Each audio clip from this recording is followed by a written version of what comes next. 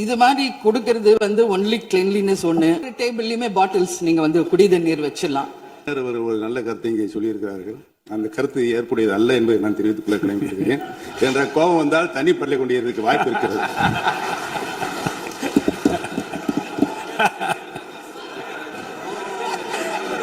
உறுப்பினர் பேசலாம். இப்போ தண்ணி பாட்டில் தான் வீசணும்னு கிடையாது, டம்ளர்ல கூட வீசி அடிக்கலாம். உறுப்பினர் ஒரு நிமிஷம். தலைவர் அவர்களே, நம்முடைய மாண்புமிகு முன்னாள் முதலமைச்சர் அண்ணன் ஓபிஎஸ் அவர்கள் ஒரு நிலையை குறிப்பிட்டு அதை எரிவதற்கான தண்ணி பாட்டில் எரிவதற்கான வாய்ப்பு இருக்குது என்று சொன்னார்கள். ஒருவேளை அவருடைய தனிப்பட்ட அனுபவத்தின் காரணமாக அதை அவர் இங்கே குறிப்பிடுறாரா என்பதை நான் அறிய விரும்புகிறேன். மாண்புமிகு உறுப்பினர், ஏன்னா காலையில இருந்து ரொம்ப காரசாரமாவே போயிட்டு இருந்துச்சு. அதனால ஒரு ஹாப்பியா நம்மளுடைய முதல்வர் பிறந்த நாள்ல எல்லாரும் சந்தோஷமா இன்னைக்கு நம்ம அவையை செய்வோம். மாண்புமிகு உறுப்பினர் உட்காருங்க. உட்காருமா? உட்காருங்க, நான் பேசுறேன். உட்காரு. இல்ல உட்காருங்க, பேசுறேன்.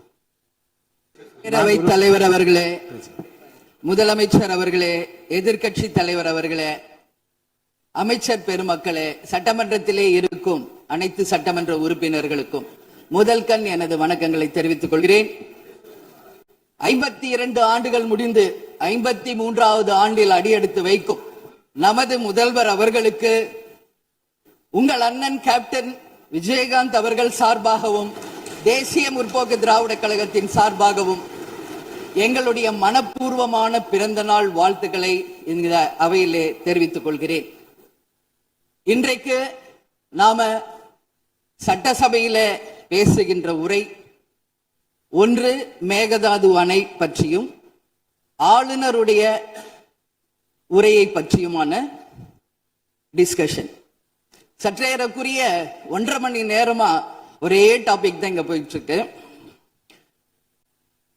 அந்த வாய்ப்பு அனைத்து சட்டமன்ற உறுப்பினர்களுக்கும் சமமாக வழங்கப்பட வேண்டும் என்ற வேண்டுகோளை பேரவைத் தலைவருக்கு நான் வைக்கிறேன். நிறைய பேருக்கு வாய்ப்பு கிடைக்குது, நிறைய பேருக்கு வாய்ப்பே கிடைக்காமையே போயிடுது.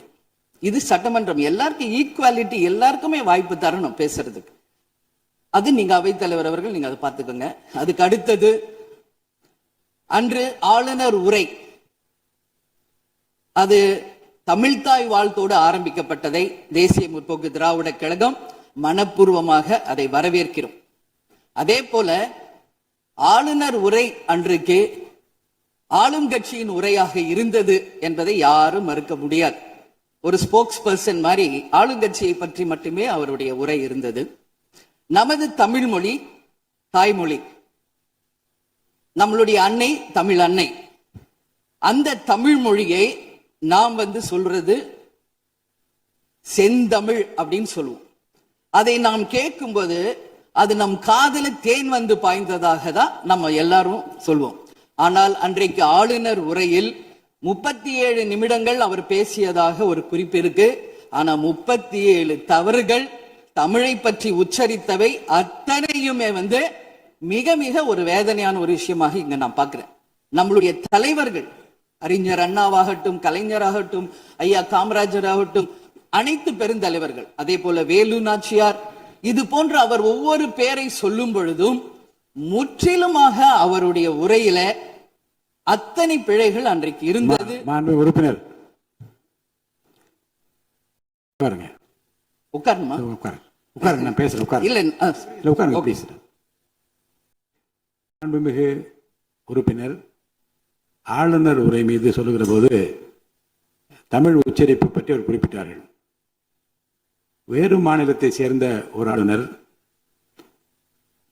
அரசின் சார்பில் இங்கே தன்னுடைய உரையை அவைக்கு படிக்க வந்தபோது புதிதாக தமிழகத்தில் வந்திருக்கிற வேறு மாநிலத்தை சேர்ந்த நம்முடைய ஆளுநர் முதலில் எல்லா தலைவருடைய பெயரையும் உச்சரிக்க முயன்றதை நாம் முதல்ல பாராட்ட கற்றுக்கொள்ள வேண்டும்.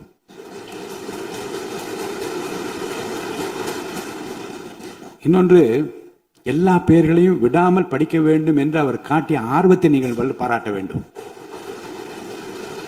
இன்னொன்று நான் உங்களுக்கு சொல்லுகிறேன், தமிழை கற்றுக்கொள்ள வேண்டும் என்பதில் நம்முடைய மாண்புமிகு ஆளுநர் அவர்கள் ரொம்ப அக்கறையாக இருக்கின்றார் என்பதை நான் அவரை நேரிலே சென்று ஆளுநர் உரைக்கு உரையாற்ற நீங்கள் வர வேண்டும் என்று அழைப்பு விடுக்க சென்றபோது தமிழ்நாட்டில் இருக்கக்கூடிய வரலாற்று சிலவற்றை நான் படித்துக் கொண்டிருக்கிறேன் ஆங்கிலத்தில்.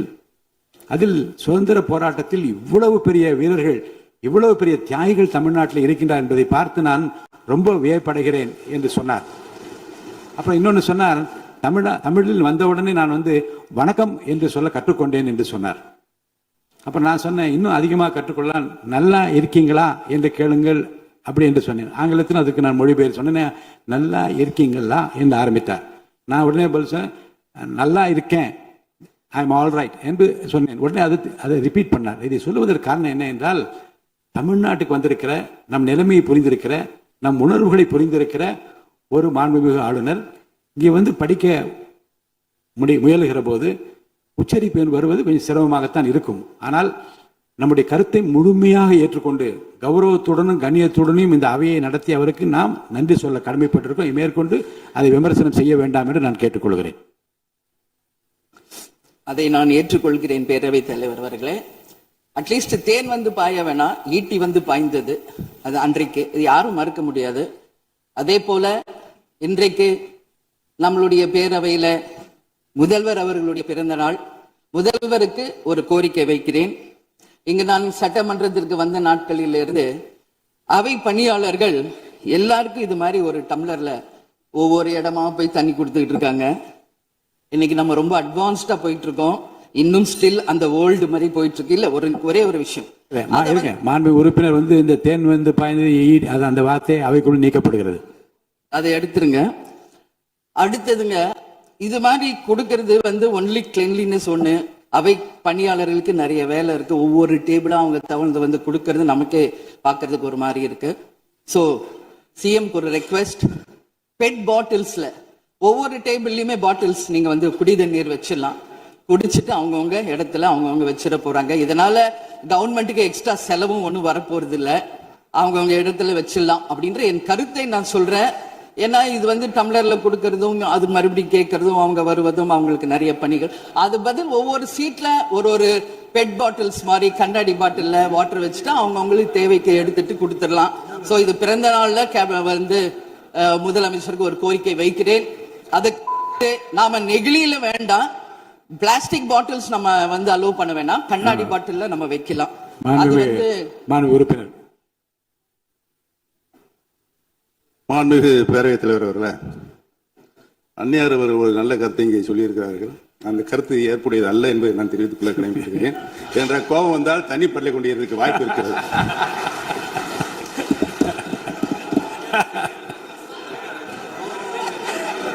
உறுப்பினர் பேசலாம். இப்போ தண்ணி பாட்டில் தான் வீசணும் கிடையாது, டம்ளர்ல கூட வீசி அடிக்கலாம். உறுப்பினர் ஒரு நிமிஷம்.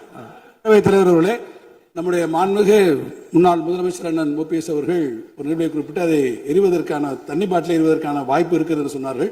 ஒருவேளை அவருடைய தனிப்பட்ட அனுபவத்தின் காரணமாக அதை அவர்கள் இங்கே குறிப்பிடுகிறாரா என்பதை நான் அறிய விரும்புகிறேன்.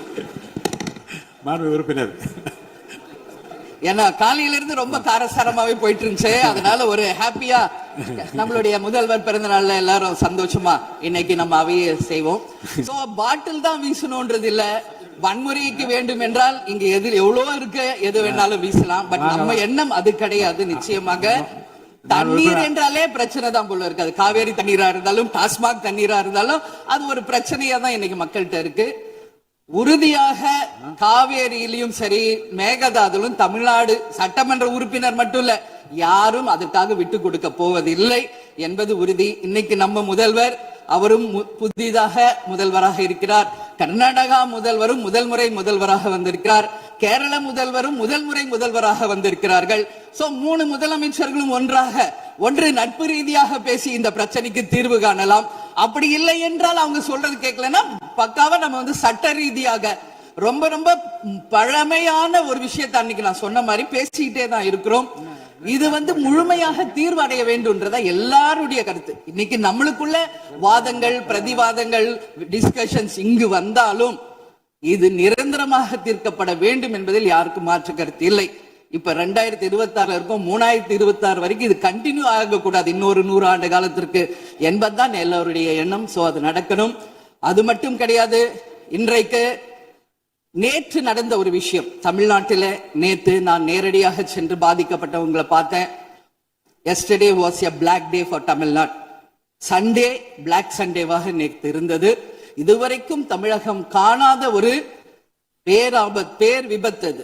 இன்னைக்கு பேரிடர் எவ்வளோ பிரச்சனைகள் இருந்தாலும் ஒரு அமோனியா தாக்குதல்ல இத்தனை பேர் பாதித்தது தமிழக வரலாற்றில் முதல் முறை. அனைவரும் வடநாட்டை சேர்ந்த பெண்கள், 20 வயசுல இருந்து 25 வயசுக்குள்ள இருக்கிற இளம் பெண்கள். அவங்கள நேரா பார்க்கும்போது மிக மிக மனசுக்கு கஷ்டமாக இருந்தது.